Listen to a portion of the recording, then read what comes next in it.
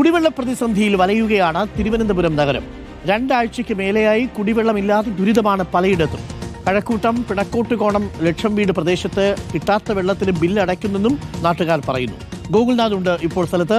Gokul, good morning. Gokul, നാട്ടുകാർക്ക് അത്ര good morning അല്ലെന്ന് തോന്നുന്നു അല്ലേ? എന്താണ്, കുറച്ച് ദിവസമായിട്ട് വെള്ളമില്ലെന്ന് കേട്ടു ഈ പ്രദേശത്തൊന്നും. ഈ പ്രദേശത്ത് ഇപ്പോൾ സ്ഥിരമായിട്ട് വെള്ളം വരാതിരിക്കുന്നൊരു സാഹചര്യമുണ്ടല്ലോ. എന്താണ് ഈ വെള്ളം മുടങ്ങുന്ന സ്ഥിതി? ആരുടെ അനാസ്ഥയാണ്?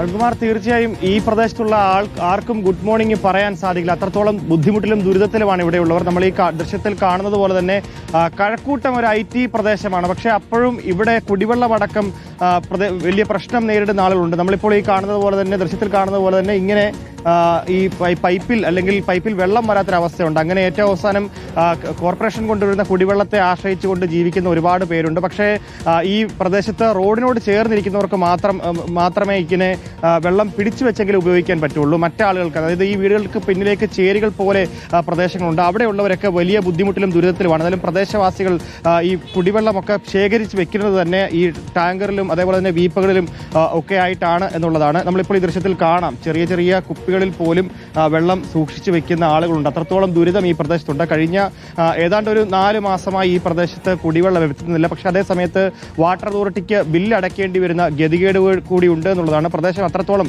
ബുദ്ധിമുട്ടിലും ദുരിതത്തിലുമാണ്. കഴിഞ്ഞ കുറേയേറെ കാലമായി വാർത്തകളിൽ ഈ പ്രദേശം ഈ നിറയുന്നത് കൂടി തന്നെ കുടിവെള്ളമില്ല എന്നതിന്റെ പേരിൽ കൂടിയാണ്. പക്ഷേ ഈ നാട്ടുകാർക്ക് ചില കാര്യങ്ങൾ പറയാനുണ്ട്. ഈ പ്രദേശത്ത് പലയിടങ്ങളിലും ഫ്ളാറ്റ് സമുച്ചയങ്ങളിൽ കൃത്യമായി വെള്ളം എത്തിക്കാറുണ്ട്. പക്ഷേ ഈ പ്രദേശത്തേക്ക് അടക്കമുള്ളിടത്ത് വെള്ളമില്ലല്ലേ? വെള്ളമില്ല. മുമ്പ് ആഴ്ചയിൽ 2 ദിവസം വരുമായിരുന്നു. പക്ഷെ ഇപ്പോഴ് ആഴ്ചയിൽ 1 ദിവസം പോലും കറക്റ്റായിട്ട് വരുന്നില്ല. പിന്നെ തുറക്കുമ്പോൾ കാറ്റ്. പിന്നെ കുറേ നാളിനിപ്പുറമായിട്ട് ഈ മെനഞ്ഞന്ന് ധാരാളം വെള്ളം ഉണ്ടായിരുന്നു. വാർഡ് കൗൺസിലർ കൂടിയാണ്. അപ്പോൾ ഈ വിഷയത്തിൽ നാട്ടുകാർ പലപ്പോഴായി പരാതിയുമായിട്ട് വരാറുണ്ട്. നമ്മൾ ടാങ്കറിലാണ് വെള്ളം കൊണ്ടെത്തിക്കുന്നത്. അതുപോലെ ഈ റോഡ് സൈഡ് മാത്രമേ അവർക്ക് എടുക്കാൻ പറ്റത്തുള്ളൂ.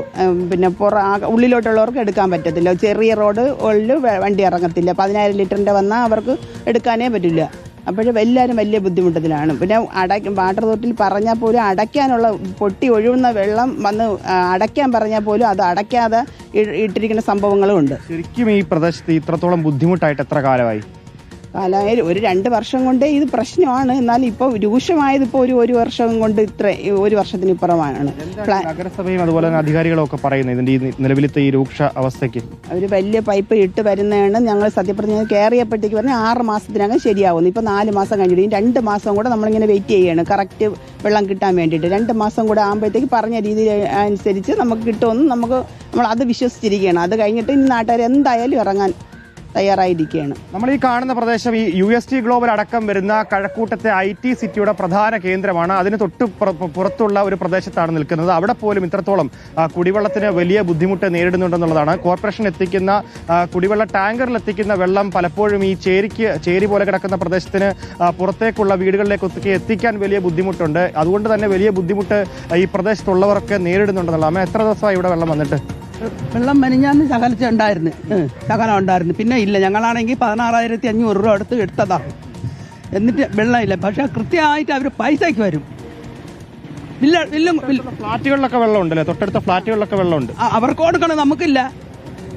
വെള്ളമുണ്ട്, അവർക്ക് വിട്ടുകൊടുക്കണോണ്ട് നമുക്ക് വെള്ളമില്ല. പരാതിയായിട്ട് പറഞ്ഞിട്ടുണ്ടോ? പരാതി ഞങ്ങൾ കൂടെ വിളിച്ച് പറയും. എന്താ ഈ വാട്ടർ അതോറിറ്റി പറയുന്നത്? അവർ പറയണത് വെള്ളം ഇപ്പം വരും, ടാങ്ക് കഴുകണം, ടാങ്ക് പൊട്ടിക്കിടക്കണം, അതുകൊണ്ട് അത് വൃത്തിയാക്കണം, ക്ലീൻ ചെയ്യണം, നാളെ വരും, മറ്റന്നാൾ വരും. ഇത് തന്നെ വലിയ പ്രതിഷേധത്തിൽ വെള്ളം വണ്ടിക്ക് ഞങ്ങൾ കൊണ്ടുവന്നാൽ ഞങ്ങൾക്ക് അങ്ങോട്ട് എടുത്തോണ്ട് പോകാൻ വലിയ ബുദ്ധിമുട്ട്.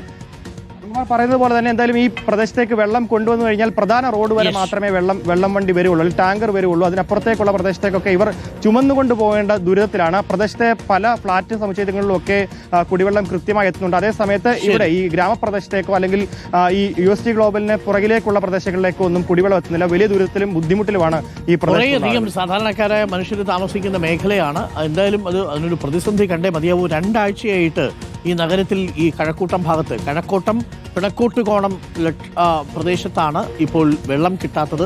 കിട്ടാത്ത വെള്ളത്തിന് ബില്ല് പോലും അടയ്ക്കുന്നു എന്നാണ് നാട്ടുകാർ പറയുന്നത്.